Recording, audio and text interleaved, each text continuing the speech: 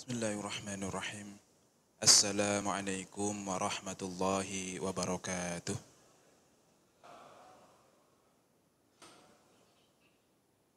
Alhamdulillah wassalatu wassalamu ala rasulillah wa la hawla wa la quwwata illa billah. Rabbi israh li sadri wa yassir li amri wahlul 'uqdatam min lisani yafqahu qawli. Allahumma 'allimna ma yanfa'una wanfa'na bima 'allamtana warzuqna 'ilman nafi'a. Amin ya rabbal alamin. Hadratal mukarramin, jamaah Masjid Darul Ma'arif yang semoga selalu dalam lindungan Allah Subhanahu wa taala. Alhamdulillah, puji syukur kehadirat Allah yang masih memberikan beribu-ribu kenikmatan sehingga pada kesempatan subuh hari ini kita bisa berkumpul, bermuajahah, bermajlis yang insya Allah akan membahas beberapa hal terkait masalah waris. Lebih tepatnya mengenai penyimpangan waris yang ada di Indonesia. Bapak Ibu yang dirahmati Allah, masalah waris ini adalah masalah yang mungkin setiap kita pasti akan mengalami. Pasti akan mengalami. Entah kita yang meninggalkan duluan, ataukah kita yang akan ditinggalkan. Maka baik ketika kita meninggalkan ataupun ketika kita ditinggalkan, kita butuh yang namanya ilmu waris ini. Makanya Rasulullah SAW bersabda, "Ta'allamul fara'idha fa innahu nisfal ilmi." Pelajarilah ilmu waris karena ilmu waris itu setengah daripada ilmu, Pak. Jadi insya Allah kalau orang kok sudah mempelajari, sudah menguasai ilmu waris, setengah dari ilmu dia sudah paham. Insya Allah. Ya, kenapa kok disebut setengah? Ya karena memang ilmu waris itu Pak secara bobot sangat luar biasa dan biasanya kalau sudah paham ilmu waris, ilmu-ilmu yang lain biasanya sudah selesai.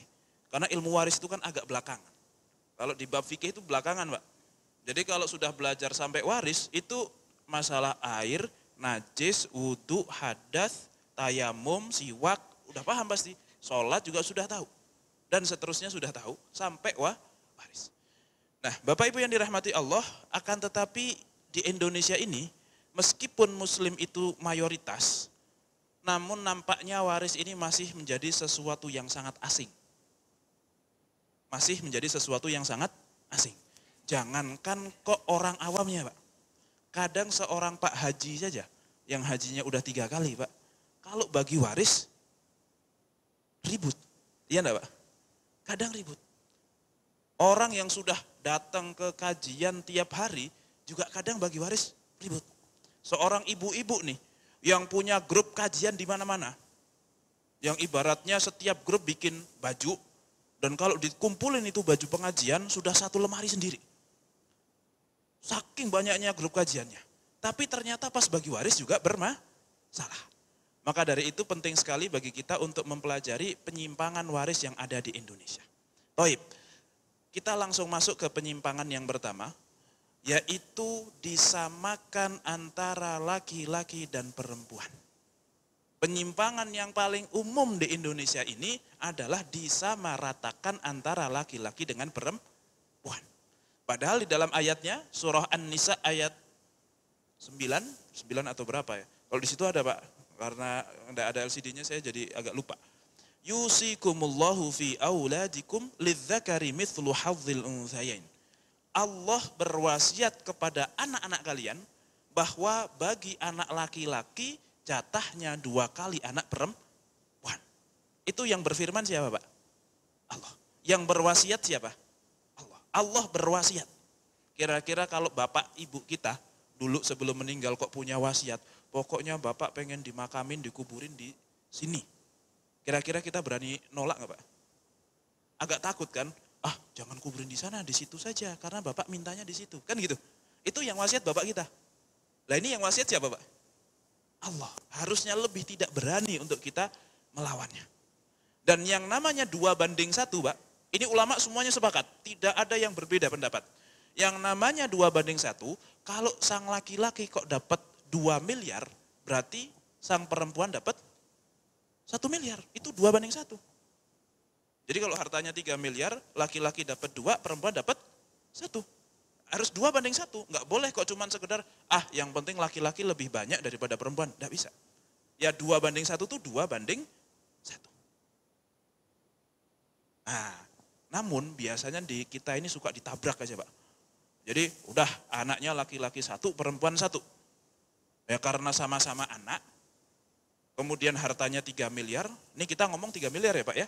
Kalau 3 juta kayaknya langsung disedekahin ke masjid soalnya. Jadi nggak dipikirin, tapi kalau 3 miliar ini kan agak lumayan dipikirin ini. Biasanya ya sudah 1,5, 1,5. Ustaz kan kita sama-sama anak, emang bedanya apa? Saya juga nggak milih untuk jadi laki-laki, saya juga nggak milih untuk jadi perempuan, biasanya gitu. Saya sama-sama sayang sama anak saya ini, kenapa kok harus dibedakan? Anak saya yang laki dapat 2M, yang perempuan dapat 1M, kenapa kok harus dibedakan? Nah ini yang sering menjadi syubhat seperti itu. Padahal yang namanya warisan itu sudah ditentukan oleh Allah Subhanahu wa taala bagi laki-laki 2 kali jatah perempuan. Nah, ini satu hal yang harus kita pegang terlebih dahulu dan ini merupakan wasiat dari Allah Subhanahu wa taala. Dan bagi yang melanggarnya, Pak, ini bagi yang melanggarnya, silahkan buka surah An-Nisa itu di halaman ke-1, 2, halaman ke-2 dan ke-3. Nanti di akhir ayat membahas waris. Jadi waris itu dibahas dalam Al-Quran secara rinci Pak. Bagi anak laki-laki dapat sekian, anak perempuan dapat sekian. Kalau perempuan sendiri dapat setengah, kalau berdua dapat 2/3. Ibunya dapat 1/6, atau ibunya kadang dapat 1/3 jika begini-begini. Seorang suami dapat setengah dari harta istrinya jika istri meninggal dan gak punya anak. Kalau punya anak dapat 1/4, dan seterusnya. Itu dibahas secara detail di dalam Al-Quran. Yang mana kalau sholat aja Pak, sholat itu kita temukan di dalam Al-Quran atau tidak tata caranya? Tidak ada. Di dalam Al-Quran tidak kita temukan tata cara sholat. Tidak ada. Paling sholatlah di waktu pagi, siang, dan petang. Itu aja. Nggak disebutkan di situ, sholatlah kalian 5 waktu. Subuh, maghrib, isya, zuhur, asar. Nggak ada. Kalau mau sholat maka bertakbirlah. Nggak ada. Tapi waris disebutkan secara rinci dan ditutup dengan sebuah ayat. وَمَنْ يَعْصِ اللَّهَ وَرَسُولَهُ وَيَتَعَدَّ حُدُودَهُ يُدْخِلْهُ نَارًا.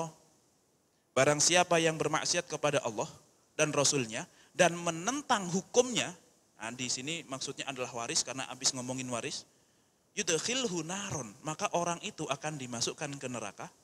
Itu yang pertama Pak. Yang kedua, khalidan fiha. Ini yang lebih ngeri lagi Pak. Kalau masuk neraka sih ya banyak dosa-dosa yang menyebabkan seseorang masuk neraka. Tetapi yang kedua ini Pak, khalidan fiha, akan kekal abadi di dalam.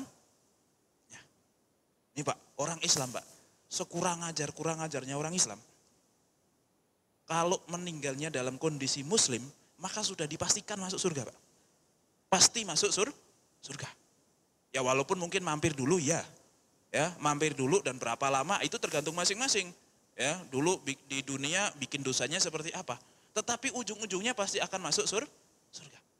Tetapi bagi penentang waris, penentang waris ancamannya masuk neraka dan kekal abadi di dalamnya. Ini makanya jangan sampai Pak kita ngomong, udah nggak zaman 2:1 laki-laki perempuan, kan sekarang kesetaraan gender. Ya, emansipasi wanita. Wanita juga kerja, ngapain? Nah, padahal bukan tentang itu Pak. Allah ketika menyuruh kita untuk bagi 2:1, yaitu sesuatu yang tidak bisa dipertanyakan, tidak bisa disanggah. Kayak sholat subuh kenapa 2 rakaat? Kenapa Pak? Kenapa sholat subuh 2 rakaat? Ya dari sononya begitu. Kan itu Pak ya. Dari sananya udah begitu. Kenapa waris kok laki-laki 2 kali perempuan? Ya karena dari sananya begitu. Ya masalah mungkin hikmahnya, laki-laki nanti yang berkewajiban untuk menafkahi keluarganya jika ada yang tidak mampu. Laki-laki berkewajiban mahar, laki-laki berkewajiban menafkahi istri dan anaknya dan seterusnya. Itu urusan lain. Karena bisa jadi enggak juga Pak. Suami istri, istrinya kerja ke Hong Kong, TKW begitu, suaminya di rumah, ongkang-ongkang main burung Pak. Ada nggak Pak yang begitu? Ada, tapi tetap meskipun demikian, bagi warisnya tetap 2:1. Nah terus bagaimana kalau kita pengen disamaratakan? Boleh nggak Ustadz kalau kita pengen disamaratakan? Sebenarnya boleh Pak. Kalau kita mau menyamaratakan waris laki-laki dan perempuan itu boleh. Tapi dengan catatan warisnya selesaikan dahulu. Jadi begitu meninggal almarhum bapak, anaknya 2 laki-laki perempuan, ya sudah hartanya berapa? Hartanya 3M, ya sudah. Buat laki-lakinya 2M, buat perempuannya 1M, serahkan dulu. Ketika sudah diserahkan, masalah waris sudah diselesaikan belum Pak? Sudah dijalankan belum syariat waris? Sudah. Kalau syariat waris kok sudah dijalankan, habis itu si abang bilang, Dek, kan abang udah kaya, udah kerjanya bagus, gajinya bagus, rumah punya sendiri, udah settle lah. Sedangkan adik kan kasihan ini, udah nggak kerja karena perempuan, dapat suami miskin lagi, kan kasihan gitu. Ya udahlah, adik cuma dapat 1M, nih duit abang kan dapat 2M, 500 jutanya abang kasih ke adik. Boleh nggak Pak? Boleh. Kalau seperti itu jadi boleh. Tapi harus jelas aslinya 1M terus dihibahkan dari abangnya 500 juta. Jadi si adik dapat 1,5M itu bukan warisan. Tapi 1M warisan 500 juta hibah dari abangnya. Jangankan kok 500 juta, mau 2M itu dikasih semua boleh nggak Pak? Boleh, wong punyanya si abang, terserah dia, suka-suka dia Pak. Tapi harus diselesaikan dulu, dijalankan dulu syariat warisnya. Karena kadang gini, di awal sih kayak, ya tenang dek kita nanti bagi-bagi warisnya, alah kan sama kakak adik ini santai lah. Awalnya begitu Pak, ya pokoknya nanti bagi-bagi rata lah, awalnya gitu. Tapi begitu dibagi 2M Pak, 2M terus 1M, terus bang katanya kemarin mau bagi rata, ya sudah mana saya minta 500 jutanya gitu kan. Pas mau ngeluarin itu duit 500 juta Pak di tangan, waduh Fortuner baru nih, kan gitu Pak ya. Kawin lagi nih, pokoknya banyak lah, ya masing-masing punya ekspektasi. Waduh anak mau nikah nih dan seterusnya. Dek gini deh, kan memang syariatnya 2:1. Gini deh, adik saya umrohin aja tapi 500 jutanya nggak jadi gimana? Kalau misal si abang kok ternyata begitu Pak, salah nggak dia? Ya memang hak dia. Memang hak dia. Adik boleh protes nggak Pak? Ya boleh sih, tapi ya nggak harus diiyain gitu loh. Namanya protes masa nggak boleh?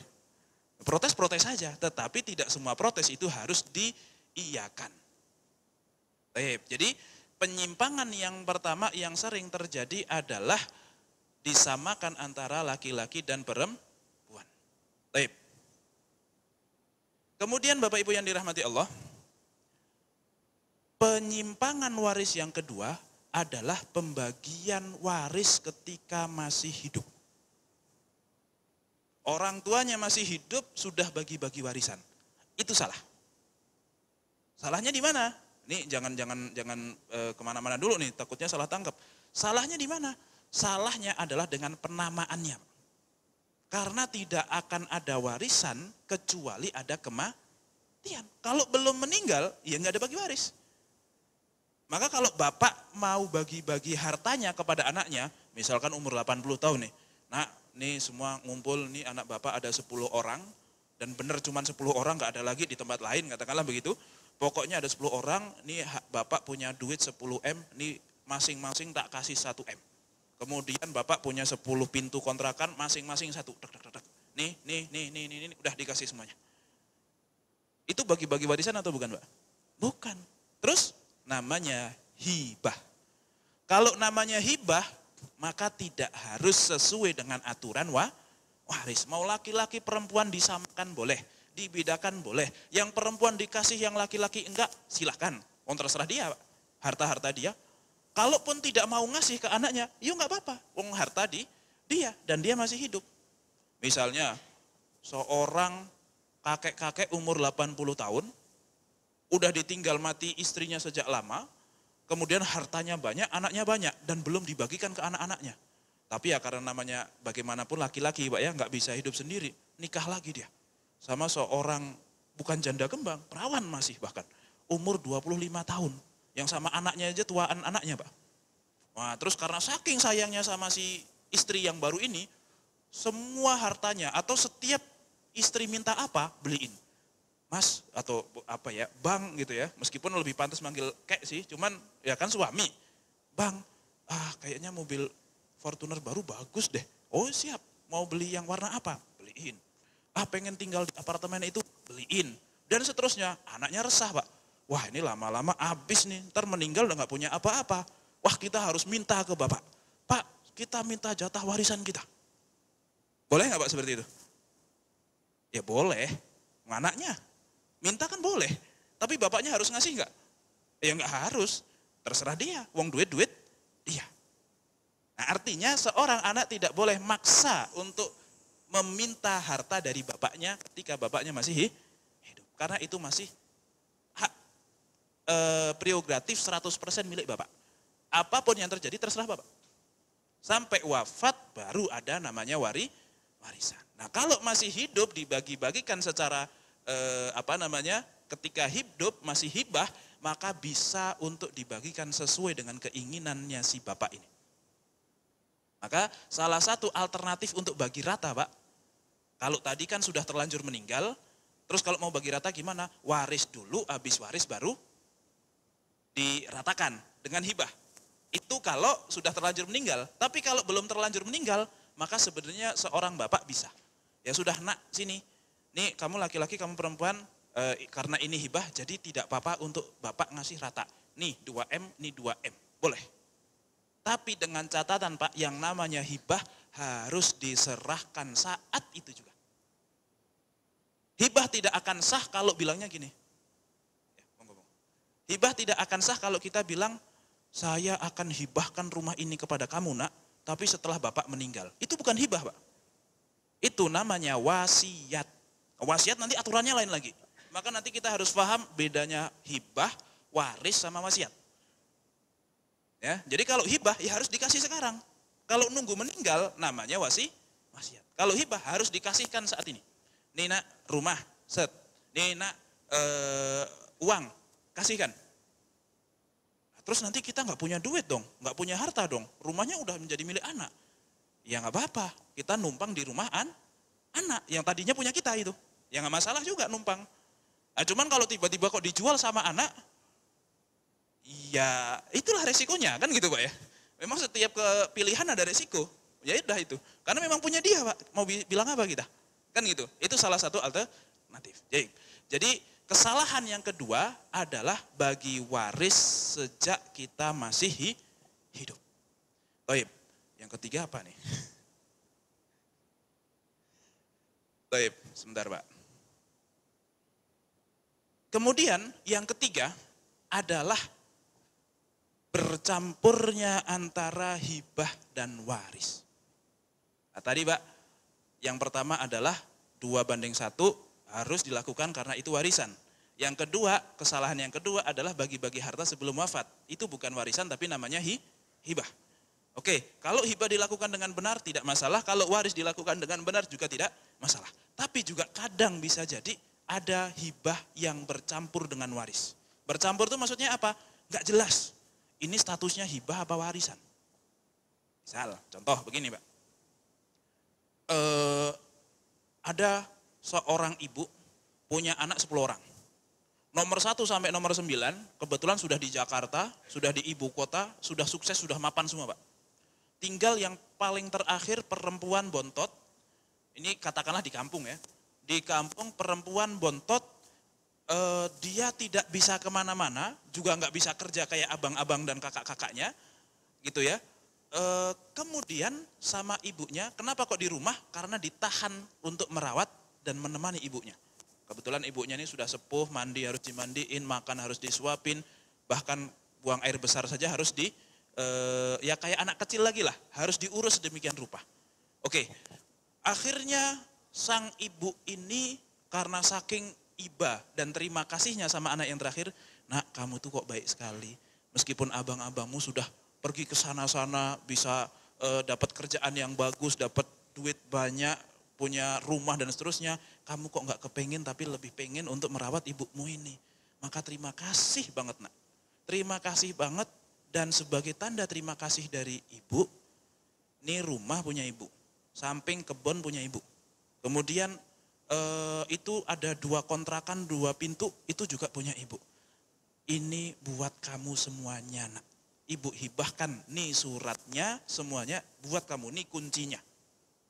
Tapi Pak ngomongnya cuman berduaan di kamar gelap-gelapan Pak. Pertanyaannya, sah atau tidak hibahnya? Ini kan hibah nih Pak, ngasih ketika masih hidup. Sah atau tidak? Kalau sahnya sih sah Pak. Sahnya sih sah, namanya hibah tidak harus ada saksi. Kayak Bapak kok mohon maaf, ngasih sedekah. Sedekah itu termasuk hibah loh Pak. Hibah itu pemberian satu orang ke orang lain tanpa ada kompensasi. Kalau ada kompensasi namanya jual beli. Kan gitu, kalau ada tukar menukar namanya jual beli. Kalau tidak ada tukar menukar namanya hibah.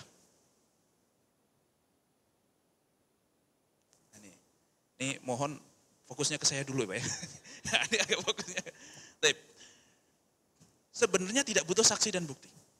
Bahkan kalau di dalam hadis gimana Pak? Kalau bisa sedekah, tangan kananmu jangan sampai diketahui oleh tangan kirimu. Artinya kan nggak boleh ada yang tahu Pak kalau bisa. Itu padahal hibah. Secara sahnya sih sah.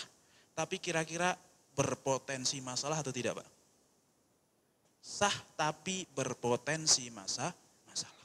Nah, ketika sang ibu ini, malamnya dia bilang begitu, pagi-pagi tumben meninggal Pak. Biasanya enggak. Nah, ini pagi-pagi tumben meninggal. Karena meninggal, semua kakak adiknya pulang ke rumah semuanya. Pulang ke rumah semuanya, kemudian ya karena ibunya meninggal kan. Nah setelah selesai dimandikan dan seterusnya, pokoknya semua keluarga, semua tamu sudah pulang semuanya, barulah dia ngomong. Yang abang paling gede ngomong. Assalamualaikum adikku sekalian, ini kita tinggal keluarga inti semuanya, abang mau ngomong sebagai abang yang tertua. Jadi kan ibu meninggal. Nah ibu punya harta, rumah, kontrakan dan seterusnya dan seterusnya. Nah ini kan kita 10 orang nih jumlahnya, ada laki-laki perempuan. Ayo kita bagi-bagi waris. Ini abangnya bilang begitu Pak. Apa yang mau dibagi waris? Rumah, kebun sama kontrakan yang tadi sudah dihibahkan kepada anak-anaknya. Nah kira-kira yang protes pertama kali siapa Pak? Anak yang paling kecil ini tadi. Mohon maaf Bang, mohon maaf kakak semuanya. Mana yang mau dibagi waris? Ya rumah, kebun sama itu depan kontrakan. Mohon maaf ibu tadi sebelum meninggal sudah menghibahkan kepada saya. Apa kata abangnya? Mana buktinya? Mana saksinya? Salah nggak abang menanyakan hal itu? Enggak, karena memang nggak ada bukti, nggak ada saksi. Takutnya klaim semata. Tapi adiknya juga bilang seperti itu, salah atau tidak? Enggak juga, karena beneran dikasih Pak. Apa yang terjadi? Wah, perang itu Pak. Perang Badar Kubro itu. Dan biasanya kalau keluarga udah begitu, itu yang satu pihak manggil ustadz, pihak lain manggil ustadz lagi Pak. Jadi dipanggil 2 ustadz, diketemuin, ditarungin itu Pak. Nah gitu. Wah ini memang agak-agak suul adabnya begitu tuh. Jadi kita dipanggil untuk berperang dengan ustadz yang lain. Ya, padahal sebenarnya mungkin kalau ustadznya mah sama, kesimpulannya sama. Cuman kadang data yang masuk itu berbeda. Kata dia sudah dihibahkan, kata ini belum dihibahkan. Oh jadi ya kalau sudah berarti enggak ada warisan. Kalau belum berarti tidak ada warisan. Cuman kita enggak ada yang tahu Pak. Sudah dihibahkan atau belum. Maka yang salah siapa? Ini yang agak salah sebenarnya ibunya kalau boleh bilang. Karena hibahnya keliru. Hibahnya sih tidak salah, dia mau menghibahkan itu harta dia. Tetapi hibah yang seperti itu sangat rawan menimbulkan masalah. Maka dari itu, kalau mau hibah, hibahlah yang benar, jangan sampai menimbulkan masalah. Caranya bagaimana? Sebelum meninggal harusnya panggil semua itu kakak-kakaknya. Nah, semua anakku silahkan pulang, ibu mau bagi-bagi harta. Nah gitu, kan semangat Pak ya. Mau bagi-bagi harta, pulang semua itu. Yang biasanya kalau suruh lebaran, nah lebaran pulang enggak? Wah enggak dapat cuti, wah enggak dapat ini, wah macet dan seterusnya. Tapi kalau, nah ibu mau bagi-bagi harta, oh pulang semua. Pulang semuanya, setelah pulang ibunya bilang, terima kasih anak-anakku yang telah mau memenuhi undangan ibumu ini, sekarang ibu mau bagi-bagi harta. Ibu itu punya rumah, punya tanah, punya kontrakan. Itu semuanya punya ibu. Dan sekarang ini, ibu akan berikan kepada adik kalian yang paling kecil, semuanya. Terima kasih, sekian, billahi taufiq wal hidayah, assalamualaikum. Cuman abangnya protes, bu, ntar dulu, jangan tutup dulu. Jangan kafaratul majlis dulu, ntar dulu nih. Itu adik udah dapat nih. Lah terus kita gimana yang abang-abangnya? Nah, terus si ibu ini nanya, bang, itu harta punya siapa? Ya punya ibu sih. Ya udah, masalah buat kamu. Ya enggak sih, billahi taufiq wal hidayah, assalamualaikum, udah selesai. Artinya meskipun mungkin abang-abangnya nggak terlalu terima Pak, Tapi minimal ketika dipanggil semuanya dan dikasih tahu, dibuktikan bahwa ini loh, harta ini sudah menjadi milik adik kalian. Kira-kira besok kalau ibu meninggal bakalan nuntut nggak Pak? Enggak. Dia tidak punya celah untuk itu. Kalaupun mau nuntut juga judulnya berbeda. Dek ya bagi-bagilah dikit, kan gitu ya. Bukan sudah saya mau mengambil hak saya, udah nggak begitu. Udah tidak seperti itu. Nah, maka kalaupun mau hibah, hibahlah yang benar, jangan sampai bercampur antara hibah dan waris. Jangan sampai membingungkan mana sih hibah, mana sih waris. Baik. Kemudian kesalahan yang berikutnya, yang nomor 4. Yang sering terjadi juga, yaitu kerancuan harta suami dan istri. Seolah-olah kalau sudah nikah, harta suami ya harta istri adalah harta istri. Oh gitu Bu ya? Gitu Bu ya?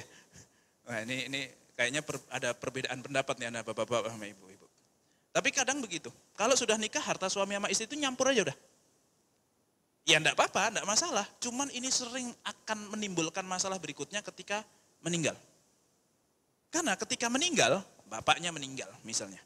Sang suami meninggal, biasanya nggak akan bagi waris kecuali istrinya juga ikut meninggal. Karena bingung, anak-anaknya mau bagi waris juga, ini harta yang punya bapak yang mana, yang punya ibu yang mana, dan seterusnya. Padahal, di dalam pernikahan, harta suami, ya harta suami. Harta istri, ya harta istri. Oke, suami punya kewajiban untuk menafkahi istri, iya. Tapi kan tidak kemudian seluruh hartanya jadi milik istri. Enggak. Ya harta suami tetap 100% milik suami. Sampai ada akad yang memindahkan dari suami kepada sang istri. Misalnya, kok tiba-tiba suami bawa pulang TV baru. Nah itu istri harus memastikan, Pak ini TV baru ya? Iya Ma, ini buat siapa? Buat mama? Oh iya buat mama, ini hadiah dari papa buat mama karena mama lagi ulang tahun. Kasih TV baru Pak. Berarti jelas, ini TV punya siapa? Punya mama, meskipun dibeli oleh papa. Oh ya sudah Pak, kalau begitu terima kasih. Tanggal sekian, bulan sekian, papa ngasih TV hadiah ulang tahun. Nama Pak Sudarno, silahkan Pak tanda tangan. Nah gitu. Jadi ada serah terimanya supaya jelas bahwa TV ini adalah milik sang istri. Besok bawa pulang kulkas lagi. Oh kulkas baru nih Pak. Buat siapa ini? Ya buat mama. Oh ya sudah tanggal sekian dan seterusnya. Besok bawa pulang mobil, wah mobil baru Pak, buat mama ya? Oh enggak, kalau mobil buat papa, ini punya papa ini. Tapi mama boleh pinjam enggak? Boleh, tapi punya apa? Papa. Jadi jelas, rumah ini punya siapa, perabotan punya siapa, dan seterusnya jelas. Kalau perlu tempelin stiker Pak, mama, papa gitu. Jadi kalau ada apa-apa, jelas. Bahkan kalaupun, jangankan kok kematian Pak, perceraian. Kalau terjadi perceraian, maka harta suami ya dibawa suami, harta istri ya dibawa istri, begitu. Sehingga kalau ternyata memang cerai katakanlah, Pak pokoknya malam ini adalah malam terakhir kita bersama, besok kita sudah sidang dan seterusnya kita cerai. Masalah harta sudah selesai semuanya, itu tinggal lihat saja yang mana yang punya papa, mana punya mama. Pas papanya masuk ke dapur, mama, semuanya punya mama ternyata. Ya sudah berarti nggak dapat apa-apa dia. Dah. Itu. Tentu tidak harus seperti itu. Tapi harus dipertegas mana harta suami, mana harta istri. Kenapa? Karena ketika suami wafat, istri adalah salah satu ahli waris. Dan ketika sang istri wafat, suami adalah ahli waris. Dan bisa jadi antara suami dan istri, ahli warisnya berbeda Pak. Kan istri juga kadang punya saudara. Jadi kalau dia meninggal, kok saudaranya dapat warisan, yang dibagi dari hartanya siapa?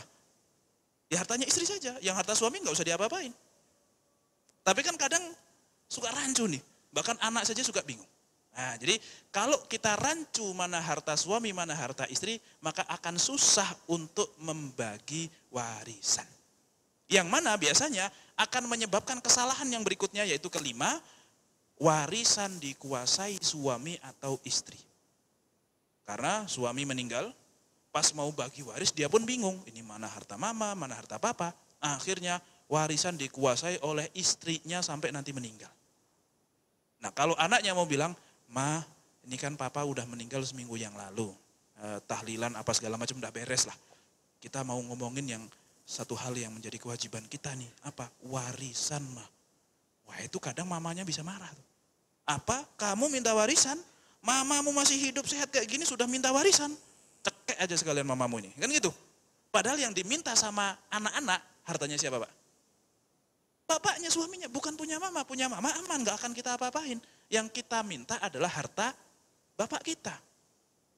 Padahal anak punya hak. Nah ini kadang suka jadi masalah. Dan anak biasanya tidak berani untuk ngomong, takutnya durhaka. Padahal itu adalah hak mereka dan kewajiban seorang istri bukan ngangkangin harta suaminya, tetapi membagikan kepada orang yang berhak. Bisa jadi anaknya sudah punya anak, ya sudah punya cucu, kemudian dia mau masuk SD, ada yang mau nyunatin dan seterusnya, aslinya nggak punya duit. Ada sih saya harta, tapi masih dipegang sama mama soalnya, kita nggak berani ngambil dan seterusnya. Ya, ini kan ada unsur kezaliman yang mungkin tidak disadari oleh sang ibu tadi. Zalim kepada siapa? Kepada anaknya sendiri. Ini kalau sudah gede Pak, apalagi kok anaknya masih kecil. Masih kecil-kecil umur 10 tahun gitu, belum balik. Maka bisa jadi sang ibu memakan harta anak yatim.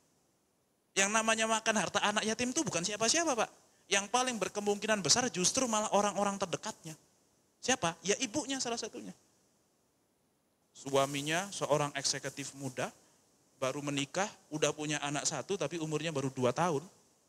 Katakanlah gitu, anaknya laki-laki meninggal. Harta yang ditinggalkan 10 M atau 16 miliar lah begitu. Maka sebenarnya sang istri cuma berhak 2 miliar. Sedangkan 14 miliarnya itu jatah anaknya. Nah, tapi karena dia masih muda dan tahunya kalau harta suaminya harta istri, akhirnya ya sudah, dia pakai semua itu fasilitas punya suaminya, dia hartanya dikuasai oleh dia semuanya dan dia pakai sesuka dia nikah lagi sama berondong misalnya. Nah, ini kan memakan harta anak yatim. Anak yatimnya siapa Pak? Wah, anaknya sendiri. Makanya tidak boleh seperti itu. Kalau memang terjadi kematian dan ada anak yatim, maka ya harus dibagikan waris, kecil anaknya tapi hak kepemilikan sudah punya dia. Maka harus dibagikan, oh jatah saya cuma 2 M, jatah anak saya 14 M, ya sudah saya simpankan. Nah terus kalau anak itu mau sekolah, terus sakit mau ke rumah sakit dan seterusnya pakai duit siapa dong? Nah kalau itu boleh pakai harta anak yatim. Jadi Pak, anak yatim itu tidak selalu identik dengan miskin, enggak. Coba kalau Raffi Ahmad, punya anak siapa namanya Pak? Rafathar. Kalau Raffi Ahmad kok meninggal, itu Rafathar jadi yatim tapi kaya Pak. Jangan berani-berani untuk menyantuni. Bapak menyantuni Rafathar, anaknya Raffi Ahmad, disantuni balik Pak. Kenapa? Kaya dia. Jadi tidak semua anak yatim itu miskin. Makanya zakat itu tidak diberikan kepada anak yatim Pak. Ya, zakat itu kan diberikan kepada 8 golongan ya kan. Ada enggak yatim di antaranya? Tidak ada. Yatim itu berhak mendapatkan zakat kalau miskin. Kalau enggak miskin, ya enggak dapat.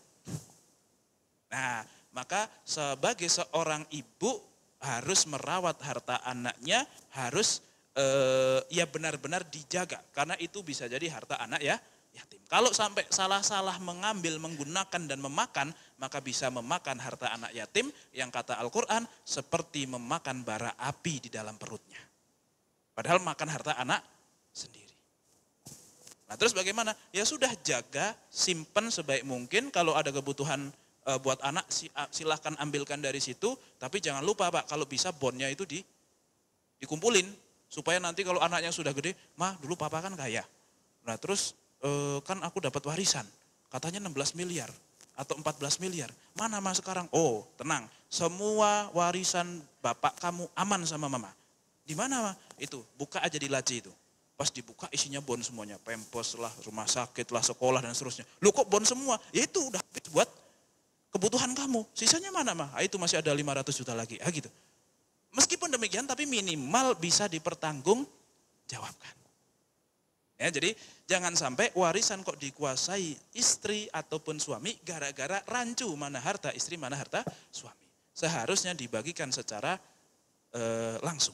Kemudian yang berikutnya, karena warisan dikuasai oleh istri atau suami akan menimbulkan kesalahan yang berikutnya lagi. Apa? Yaitu menunda pembagian harta waris.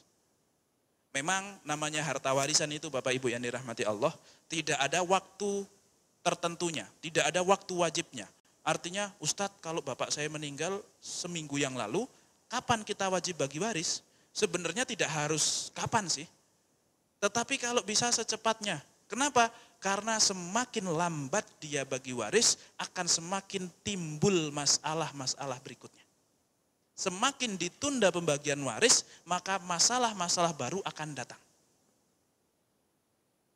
Ya, jadi jangan ditunda-tunda. Kalau bisa langsung, bapak meninggal, misalnya 2 hari, 3 hari berikutnya, langsung sang istri itu ngumpulin anaknya semuanya. Nah, ini kan bapak kalian udah meninggal. Nah, bapak kalian itu yang punya rumah ini, yang punya sawah itu, punya kontrakan, semuanya punya bapak.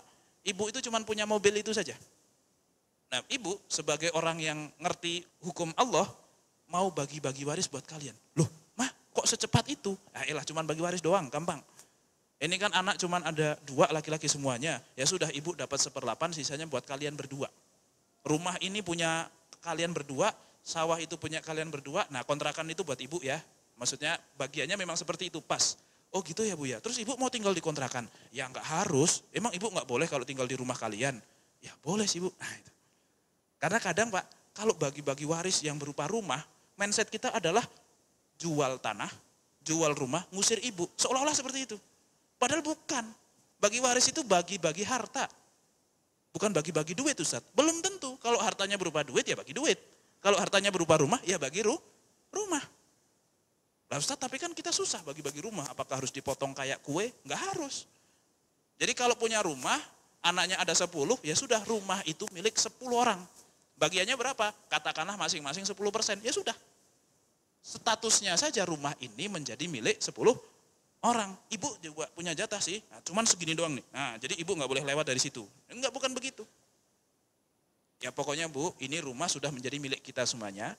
Tetapi ibu tetap boleh tinggal di sini sampai kapanpun. Nah terus kenapa kok harus statusnya berpindah? Supaya jelas siapa pemiliknya. Jadi kalau rumah itu kok rusak Pak, rumah itu kok rusak, siapa yang wajib memperbaiki? Siapa Pak? Ya yang punya siapa? Ya 10 orang, panggil semua, ini rusak no, ayo patungan. Rumah harus bayar pajak, yang harus bayar pajak siapa Pak? Yang punya siapa? Ya 10 anaknya itu patungan. Kalau misalnya kok mau renovasi atau apa? Ah itu. Jangan sampai rumahnya ditunda bagi-bagi warisan, tidak jelas itu punya siapa. Kemudian ada yang tinggal salah satu anaknya di situ. Nah kemudian karena dia merasa tinggal di situ, kok enggak ada yang ngotak-atik, enggak ada yang nanyain, kayaknya nanti bakalan dikasih ke saya deh. Dia sudah agak berharap tuh Pak. Akhirnya sama dia direnovasi, dibikin bagus, dibeliin ini, dibeliin itu. Ternyata tiba-tiba, yuk kita bagi warisan rumah ini yuk. Kira-kira protes nggak dia Pak? Ya udah saya perbaiki, sudah saya renovasi. Ya udah kalau mau bagi waris, ntar dulu saya harus dapat lebih banyak. Kenapa? Sudah saya renovasi, sudah saya ini dan seterusnya. Nah, itu jadi masalah lagi. Belum nanti kalau ada salah satu anaknya secara diam-diam gadein surat tanahnya. Wah dulu repot lagi. Makanya sebelum terjadi itu semuanya, lebih baik disegerakan pembagian warisan, karena pembagian warisan itu sekedar pembagian ini rumah milik siapa, ini sawah milik siapa, udah. Masalah nanti siapa yang make, siapa yang nempatin, siapa yang menggunakan, siapa yang memanfaatkan, itu urusan lain. Tidak harus pemilik itu yang tinggal. Ini rumah memang sudah punya adik, tetapi kan adik sudah punya rumah dan punya istri, dan mama silahkan tinggal di sini saja sama pembantu sama abang. Abang kan juga belum punya rumah, ya sudah tinggal di situ saja meskipun rumah ini sudah punya adik. Kan gitu. Tidak masalah. Cuman kalau listrik bayar sendiri ya misalnya begitu, ya monggo silahkan saja. Tidak masalah. Ya, jadi harus kita perbaiki mindset tentang bagi waris adalah jual aset, jual tanah, kawin lagi. Nah itu salah. Itu Pak ya. Tidak harus seperti itu. Kalau mau seperti itu juga tidak masalah. Nah, kemudian kesalahan yang berikutnya adalah menunggu laku dijual. Menunggu laku dijual. Nah, biasanya bagi waris, wah belum laku Ustaz, jadi kita belum bisa bagi warisan. Salah. Laku dijual itu nanti. Yang penting rumah itu punya siapa sekarang? Oh, kita cuma berdua doang sih Ustaz, jadi setengah-setengah. Ya sudah, berarti setengah punya kamu, setengah punya kamu. Masalah mau dijual atau enggak terserah. Kalau memang mau dijual ya silahkan. Tapi itu sudah bukan rapat pembagian waris lagi Pak, ketika memutuskan untuk dijual. Tapi rapat pemegang saham. Kan rumah sudah punya kita nih. Saya berapa bagiannya? Setengah. Kamu juga setengah. Itu sudah selesai bagi waris itu. Kalau setelah itu kita mau apain ini rumah? Kan saya punya rumah, kamu punya rumah. Mau kita sewakan kah? Atau kita jual kah? Atau mau kita apain kah? Wah kalau saya butuh cash nih, saya butuh dana karena saya mau renovasi rumah gini-gini dan seterusnya. Saya pengennya jual. Oh kalau saya kok nggak pengen jual, ini aset punya kita, saya agak sayang. Ya sudah gini aja deh, jatah kamu saya bayarin. Boleh nggak Pak? Boleh, selesai. Jadi nanti si salah satu anaknya, katakanlah yang gede, abangnya begitu, dia punya setengah dari rumah dengan cara warisan dan setengah dari rumah dengan cara beli. Katakanlah harganya 1M, setengah dari rumah itu harganya 1M. 20 tahun atau 10 tahun berikutnya ternyata harga tanah naik Pak, karena di situ dibuka tol dan seterusnya, harganya jadi 20M. Yang tadinya 2M jadi 20M. Pas mau dijual terus dapat duit 20M, adik tadi masih bisa, bang bagi-bagilah, kan dulu punya saya. Bisa nggak Pak kayak gitu? Nggak bisa, kenapa? Loh kan dulu udah saya beli, tuh dulu gini dan seterusnya dan seterusnya. Nah, ini jadi jelas semuanya track recordnya sehingga tidak akan menimbulkan perpecahan, tidak akan menimbulkan perbedaan pendapat. Karena semuanya sudah memiliki persepsi yang sama. Nah ini yang suka bikin masalah adalah perbedaan persepsi. Baik. Kemudian yang berikutnya bukan ahli waris malah ikut menuntut. Nah itu juga jadi masalah itu. Ya, biasanya suaminya mau bagi-bagi waris, istrinya yang ngomel. Bang, kan kamu anak yang paling nurut. Pas bapak sakit juga kamu yang paling sering jenguk, kamu yang paling sering ngurusin rumah sakitnya dan seterusnya. Pokoknya kamu harus minta paling banyak. Tuh lihat adik kamu tuh, nggak pernah nongol ke rumah. Nongol ke rumah cuma pas bagi-bagi waris, minta warisan doang. Apaan adik begitu, anak begitu, pokoknya abang harus minta yang paling banyak. Nah gitu. Ada nggak Pak yang begitu Pak? Ahli waris bukan, menantu itu ahli waris bukan Pak? Bukan. Nah itu kalau seorang suami harus, dek diam, ini bukan urusan kamu, ini urusan saya sama adik saya. Itu bukan urusan kamu. Harusnya seperti itu. Dan sebagai seorang istri juga harus paham. Pak, pokoknya ini adalah urusan bapak sama adik bapak. Saya nggak mau ikut campur, tapi pesan saya, jangan ambil hak orang lain. Pokoknya harus sesuai dengan syariat Islam. Dah, saya mendukung saja dari luar. Saya supporter aja, nggak ikut main. Nah gitu, harus sportif. Mendukung suami untuk hal yang lebih baik.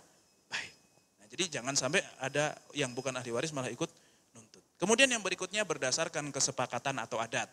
Biasanya kan kalau di Padang atau apa Bu ya, jadi perempuan yang dapat warisan, yang laki-laki nggak dapat apa-apa. Nah ini tidak boleh, harus tetap dijalankan syariat warisnya. Atau mungkin di daerah-daerah mana yang lain mungkin punya adat kebiasaan tentang pembagian waris, kok berseberangan dengan syariat Islam, maka harus didahulukan yang syariat Islam. Kemudian yang berikutnya, ahli waris pengganti. Apa itu ahli waris pengganti? Ini memang agak-agak, kalau nggak pakai PowerPoint agak susah ya. Tapi intinya begini Pak. Katakanlah Pak Muhammad punya anak dua. Satu namanya Abdullah, satu namanya Abdurrahman. Laki-laki semua Pak. Muhammad, anak Abdurrahman sama Abdullah. Kebetulan dua-duanya udah nikah. Punya anak lagi. Namanya Ibrahim sama Ismail. Abdurrahman punya anak Ibrahim. Abdullah punya anak Ismail. Ternyata Muhammad belum meninggal, malah yang meninggal duluan adalah Abdurrahman. Abdurrahman meninggal duluan nih Pak. Abdurrahman meninggal duluan, ya sudah. Maka siapa tadi Ibrahim, anaknya itu menjadi yatim Pak. Jadi yatim, tapi masih punya kakek, cuman sudah nggak punya bapak. Habis itu baru yang meninggal adalah Muhammad. Maka ahli waris Muhammad ini hanya Abdullah saja. Sedangkan Ibrahim sama Ismail nggak dapat. Kenapa kok nggak dapat? Karena mereka cucu. Cucu tidak akan pernah dapat selama masih ada anak laki-laki. Ini dilema nggak Pak? Udah yatim, bapaknya meninggal, pas kakeknya bagi waris nggak dapat. Kasihan nggak? Kasihan jika yang kaya kakeknya. Tapi kalau yang kaya kok bapaknya, nggak kasihan Pak. Karena kan pas bapaknya meninggal dia udah dapat banyak. Pas kakeknya meninggal, udah cuma segitu doang. Itu kalau ternyata yang kaya adalah bapaknya. Tapi kalau yang kasihan itu udah bapaknya miskin, belum punya apa-apa, rumah masih ngontrak, meninggal pula. Belum meninggalkan apa-apa. Yang kaya kakeknya. Nah si kakek ini meninggal juga dalam kondisi tidak mewarisi kepada si Ibrahim. Ini kan kasihan. Maka di beberapa daerah kalau terjadi seperti itu, Maka diperintahkan sang kakek ini untuk memberikan wasiat. Wahai anakku, wahai siapa tadi? Abdullah, tolong kalau bapak nanti meninggal, itu cucu saya Ibrahim yang gak akan dapat warisan itu, tolong kasih sekian. Itu wasiat. Boleh, kepada cucu itu boleh. Kepada cucu yang gak dapat warisan boleh. Tapi kalau wasiat gak boleh kepada anak. Nah, nanti kita akan bahas itu. Itu boleh seperti itu supaya sang cucu ini tetap dapat warisan. Nah kalau di Indonesia Pak, biasanya tadi Ibrahim itu dinaikkan derajatnya seolah-olah menjadi pengganti bapaknya, Abdurrahman. Jadi seolah-olah dia menjadi anak, sehingga setara dengan pamannya tadi. Nah, ini agak salah sebenarnya. Yang seperti itu salah. Nah, caranya gimana kalau mau ngasih? Ngasihnya boleh dengan hibah ataupun dengan wasiat. Baik. Yang terakhir Bapak Ibu yang dirahmati Allah, yang mana ini juga sangat penting, kita harus paham bedanya waris, hibah, dan wasiat. Kalau warisan, itu waktu akadnya kapan Pak? Sebenarnya nggak ada akad sih. Kejadian meninggal itu maka sudah otomatis harus ada warisan. Jadi setelah meninggal lah katakanlah. Sedangkan untuk hibah, maka sebelum wafat. Harus sudah saya hibahkan kepada kamu. Itu harus terjadi sebelum wafat. Wasiat pun demikian. Saya wasiatkan tanah itu buat musola misalnya. Itu harus diucapkan sebelum wafat. Kemudian waktu penyerahannya. Kalau waris kapan Pak? Serah terima waris itu? Ya setelah meninggal tentu. Karena kalau belum meninggal tidak ada warisan. Kalau hibah harus sebelum wafat. Sedangkan wasiat harus setelah wafat. Jadi bedanya hibah sama wasiat apa?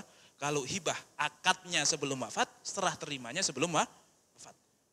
Nah, nih Bapak kasih kamu rumah, ini kuncinya, ini sertifikatnya. Itu hibah. Tapi kalau, nah, nih Bapak punya rumah, nanti buat kamu setelah Bapak meninggal. Itu namanya wasiat. Oke, itu dari sisi akad Pak. Paham ya Pak ya? Perbedaan hibah, waris, dan wasiat. Dari sisi akad. Kemudian untuk penerimanya. Kalau waris, yang boleh menerima waris hanya ahli waris saja. Di luar ahli waris tidak dapat warisan. Kalau hibah, boleh ke siapapun. Mau anaknya, mau istrinya, mau anak tetangga, mau istri tetangga, silahkan. Wong harta-harta dia mau kasih siapapun terserah dia. Tetapi kalau wasiat, kalau hibah tadi kepada siapa saja Pak ya. Kalau wasiat, harus kepada selain ahli waris. Justru nggak boleh kalau wasiat kok kepada calon ahli waris. Kenapa? Karena ahli waris sudah dapat dengan cara warisan. Jadi nggak boleh kalau bilang, pokoknya nak ini Bapak kayaknya udah nggak lama lagi, Bapak wasiat kamu laki-laki sama perempuan, anak Bapak semuanya, rumah Bapak punya 2, pokoknya nanti masing-masing 1 kalau Bapak sudah meninggal. Itu hibah, wasiat, atau waris Pak? Wasiat. Boleh dijalankan atau tidak? Tidak. Kenapa kok tidak? Karena kepada calon ahli waris. Calon ahli waris setelah meninggal akan dapat warisan, maka nggak boleh diwasiatkan. Kalau mau hibah sebelum meninggal. Lah Ustadz, berarti bisa dong kita agak akal-akalin warisan ini. Dengan cara hibahin aja semuanya. Semua harta sebelum meninggal hibahkan kepada anak-anak. Jadi pas meninggal saya udah gak punya apa-apa, gak ada warisan lagi. Boleh gak seperti itu? Boleh. Ngakalin syariat gak Pak kayak gitu? Enggak ngakalin syariat. Kenapa? Itu kan rencananya Bapak duluan yang meninggal. Nah kalau setelah dihibahkan malah anak duluan yang meninggal, apa yang terjadi Pak? Balik lagi ke dia. Kan namanya warisan tidak selalu dari Bapak ke anak, enggak selalu. Bisa jadi dari anak ke Bapak. Waris itu dari orang yang meninggal kepada orang yang masih hidup. Nah kalau anak dulu yang meninggal, gara-gara dikasih warisan besarnya 10 M, kaget dia, jantungan dia, langsung meninggal saat itu juga. Ya balik lagi ke saya, ya sudah. Gitu. Nah ini kan bisa nggak ngakalin syariat? Nggak bisa. Ya kecuali bisa kong-kali-kong sama malaikat ya. Nah itu, tapi kan nggak bisa, nggak mungkin. Gitu. Jadi untuk penerimanya waris hanya ahli waris, hibah boleh siapa saja, wasiat harus kepada selain ahli waris. Kemudian nilai hartanya, kalau waris ya sesuai warisan. Laki-laki 2 kali perempuan, istri dapat 1/4 atau 1/8, suami dapat setengah atau 1/4 dan seterusnya. Kalau hibah, bebas Pak. Mau dihibahkan semua boleh, setengah boleh, 1/4 boleh dan seterusnya. Dan ini dalilnya adalah Abu Bakar As-Siddiq. Dulu Umar bin Khattab tuh pernah mau menghibahkan, Rasulullah buka donasi untuk perang gitu. Umar datang dan menghibahkan setengah dari hartanya. Saya mau menghibahkan setengah dari hartanya. Dan Umar ini punya obsesi yang luar biasa, Pak. Pokoknya saya harus menang dari Abu Bakar. Karena masuk Islamnya duluan dia. Kemudian apa lagi, Pak? Pokoknya hal-hal yang lain itu lebih duluan Abu Bakar. Nah, untuk kali ini Rasulullah buka kencelengan sedekah, siapa yang mau hibah, saya harus lebih besar daripada Abu Bakar. Dia mensedekahkan, menghibahkan setengah dari hartanya. Wah, bagus Umar. Tapi masih kalah sama Abu Bakar. Loh, emang Abu Bakar berapa? Abu Bakar menghibahkan seluruh hartanya. Gitu.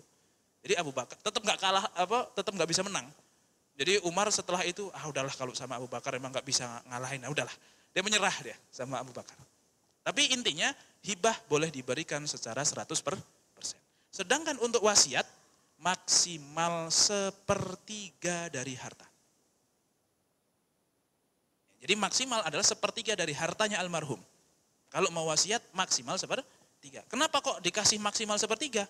Untuk melindungi calon ahli waris. Jadi meskipun si bapak ini bilang, saya punya anak satu bandel banget, nggak pernah nurut sama bapaknya tua juga nggak mau nurut sama bapak gitu ya, user-userannya ada 2 misalnya begitu. Kan biasanya begitu Pak ya, identiknya kan user-user 2 bandel gitu ya. Pokoknya kalau saya meninggal, saya nggak sudi seluruh harta saya ini buat dia. Saya semuanya hibahkan. Saya wasiatkan seluruh harta saya untuk masjid. Benar atau salah itu Pak? Sah atau tidak wasiat tersebut? Tidak sah karena melebihi batas maksimal. Maksimal berapa? 1/3. Maka wasiatnya sih sah Pak. Cuman sahnya hanya 1/3-nya saja. Yang boleh dieksekusi hanya 1/3, sisanya buat anak si bandel itu. Nanti si anak bandel itu datang ke kuburan bapaknya. Tuh Pak, mau bisa apa lagi sekarang gitu ya. Ya ini hubungan bapak sama anak yang nggak boleh dicontoh ya Pak ya. Ini anak-anak juga jangan begitu. Cuman maksudnya kalaupun ternyata terjadi seperti itu, tetap bapak tidak bisa apa-apa terhadap anak. Kecuali kok dihibahkan ketika masih hidup, nah, itu monggo silahkan. Tapi dia juga udah gembel dulu. Kalau ternyata nggak mati-mati, ya berarti gembelnya lama Pak. Kan gitu. Resiko juga. Jadi tidak ada pilihan kecuali dengan resiko. Oke, warisan sesuai faraid, hibah boleh berapa saja, wasiat maksimal 1/3. Hukum bagi pemberi kalau waris tentu wajib, ya. Kemudian untuk hibah itu sunnah, jadi tidak harus menghibahkan. Wasiat juga sunnah Pak. Jadi kalau orang mau meninggal, apakah harus wasiat? Tidak harus wasiat. Wasiat di sini maksudnya wasiat memberikan harta. Kemudian untuk hukum implementasinya, waris hukumnya wajib, hibah juga hukumnya wajib. Kalau sudah diserah terimakan, ya sudah nggak bisa diambil lagi. Karena orang yang menarik kembali hibahnya seperti anjing yang menjilat kembali air liurnya atau air muntahannya. Kecuali hibah dari bapak ke anak. Ini pengecualian sekali. Kalau hibah dari bapak ke anak, bapak bisa narik lagi. Atau orang tua ke anak. Kenapa? Karena dalam sebuah hadis, anta wa maluka li abika. Kamu sama hartamu itu punya bapakmu. Jadi kalau bapakmu mau ngambil kapan saja, itu terserah bapakmu. Karena memang kamu itu juga punya bapakmu. Itu pengecualian. Tapi kalau kepada tetangga, nggak bisa. Pak, nih saya punya HP kebetulan nggak dipakai. Ini buat bapak aja pakai, bapak kan nggak punya HP. Oke, dikasih Pak, karena dia punya HP baru. Ternyata 2 hari berikutnya, kecopetan itu HP. Pak, boleh nggak saya ambil lagi? Soalnya HP saya yang baru kecopetan. Bisa nggak Pak? Ya kalau dia minta aja. Kalau memang dikasih ya silahkan. Tetapi dia tidak berhak untuk narik secara paksa. Itu sudah menjadi hak milik dia, terserah dia mau diapain. Gitu.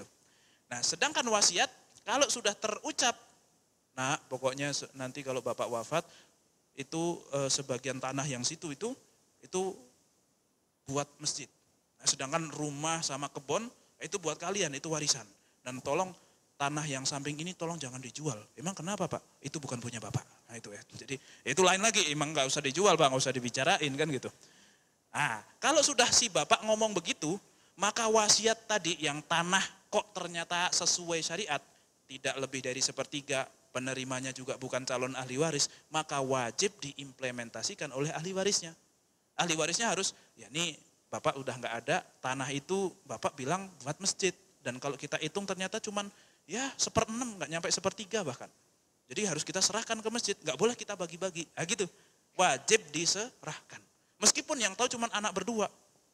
Kalau ternyata dua anak ini kok bilang gini, nak, kak, itu kan tanah udah diwasiatin, udah diwakafin sebenarnya buat masjid. Tapi kan nggak ada yang tahu ya. Padahal itu tanah nanti bakalan kena tol itu ganti untungnya banyak itu. Gimana kalau kita nggak usah kasih aja? Bisa nggak Pak begitu Pak? Ya bisa aja. Tapi dosa nggak Pak? Nah, urusan dia. Wong itu bukan harta dia, meskipun tadinya punya bapaknya, tapi kan sudah punya orang lain. Ya dia yang kena dosa. Terserah, masjid nggak rugi, umat Islam nggak rugi. Dia yang rugi sendiri. Maka ketika sudah terucap, wajib untuk diimplementasikan. Baik. Jadi waris, hibah, dan wasiat sudah jelas ya Pak ya? Apapun namanya, kalau Bapak kok bilang ini, nak semua ngumpul, ini Bapak masih hidup, Bapak mau bagi-bagi warisan, ini buat kamu, ini buat kamu, ini buat kamu. Dah pakai. Itu namanya apa Pak? Meskipun ngomongnya warisan. Bapak mau menghibahkan kepada kamu rumah ini tapi setelah Bapak meninggal. Itu hibah bukan Pak? Wasiat. Jadi bukan tentang apa yang terucap tapi tentang bagaimana skema daripada akad. Kalau masuk ke warteg bilang, Bu, saya minta nasi rames sama ayam sama es teh manis. Itu beneran minta apa beli Pak? Beli kan? Meskipun ngomongnya minta. Kalau habis makan terus bilang, Bu, wah enak banget ini sambelnya pedas, enak, minumannya juga segar. Makasih ya Bu, langsung keluar. Apa yang terjadi Pak? Wah itu gagang pintu lempar ke pindah ke jidat itu Pak ya. Mana enak aja bayar dulu. Terus dia bilang, Bu, tadi saya bilang apa? Minta. Ya sudah, Ibu saya minta, Ibu kasih. Ya terima kasih. Makasih Bu ya. Yang salah siapa Pak? Bu, meminta kembali barang yang sudah dihibahkan kayak anjing yang menjilat kembali air liurnya.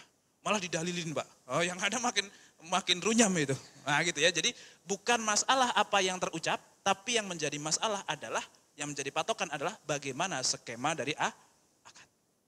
Mau ngomong waris, hibah atau wasiat, kalau konsekuensinya secara akad kok mirip wasiat, ya wasiat. Kalau ternyata hibah, ya hibah dan seterusnya. Baik, bisa difahami Bapak Ibu insya Allah ya. Baik, itu adalah 10 penyimpangan waris yang sering terjadi di Indonesia dan kita juga sudah membahas perbedaan waris, hibah dan wasiat.